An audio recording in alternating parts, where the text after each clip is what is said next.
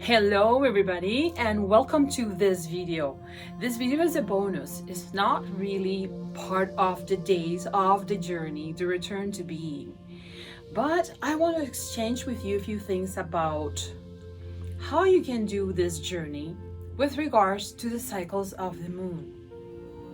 Lots of people will come across my videos and they will be curious about it but decide not to do the journey, either because they're not ready or for whatever reason. There are many things that would need to be in place for us to stay 21 days with a very disciplined will, getting to the end of something we said, I will do this, without judgment, okay? But for those of you that are awakening and have decided, because of whatever reason this attracted you, you can see a light in here that can show you light in your pathways. For whatever reason you said, I will take the journey. You will do an effort. I know that you will. And even though you might drop it sometimes, you will do an effort to get to the end.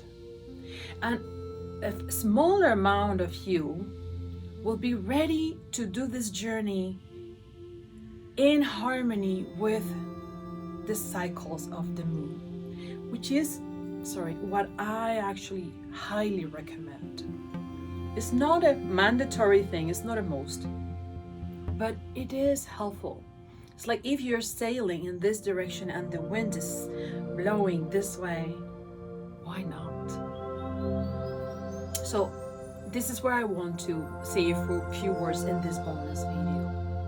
My recommendation is to set day one of the journey on a new moon, on the day that the new moon shows up.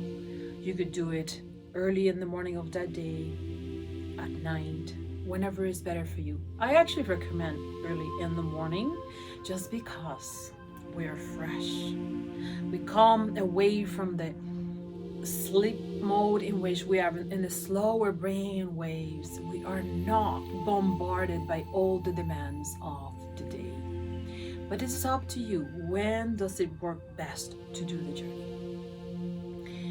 By the way, I do have a video that talks about the new moon and what's the best things to do in new moon, which is pretty much nothing.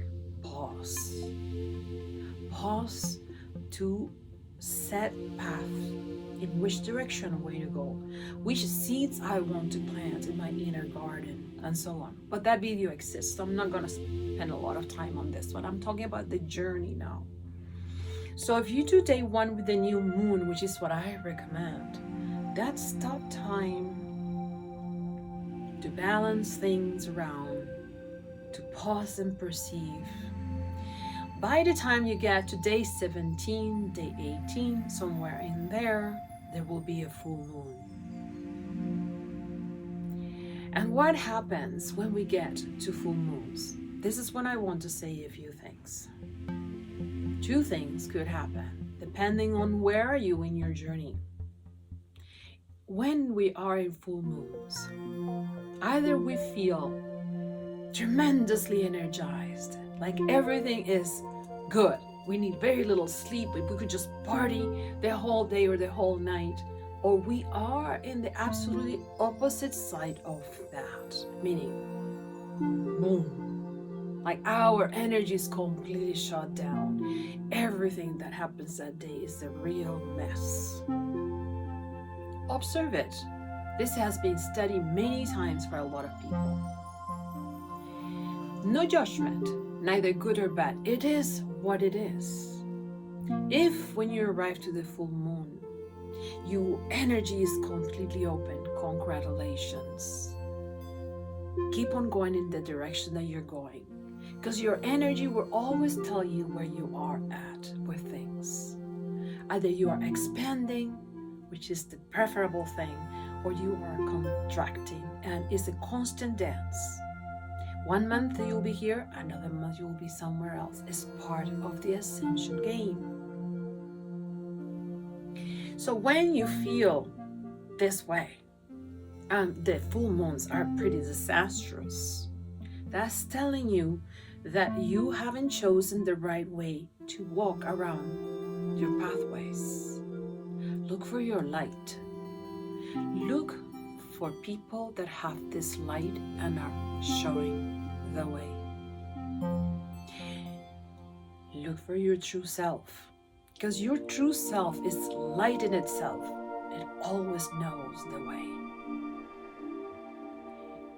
Being in flow means that we can observe everything that's happening around us, and remember, our life is inserted among the whole creation.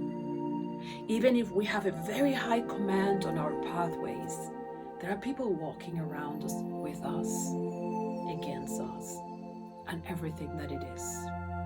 It's part of life. It's part of how things express in this physical dimension. So yes, in any stages we will have full moons are expansive and full moons are contracting. So around the days 17, 18, 19, the teachings of this journey are very juicy, very, very juicy. And you might need several cycles before you can really ride on the waves and the nurturing of these teachings. Be kind, be patient, be loving with yourself. Just the fact that you're receiving this tells you have some light. You're bringing some of your true self on board. You already have everything you need. If you have followed this journey, you have heard me saying that you are already the butterfly. But the world's a stage and we are actors on the stage. So as we act from month to month, as we are embodying this body and this actorship that we have created, we will be immersed in nature and will be immersed in creation. Do not panic if your full moons feel oppressive. They're only telling you you're ready to let go on that pressure on the ball. You will have to go to day 20 to understand what I'm talking about. And then as we finish the journey, day 21, the moon goes into the other aspect. Okay? Waxing, waning. When we are after the full moon, that process of days before the next new moon is the best time, cosmically speaking, to let go, to clean up, to let go of the pressure we're putting on the ball. This might take you several journeys, and it's okay. Put it together and play on in this actorship of yours. Lots of love.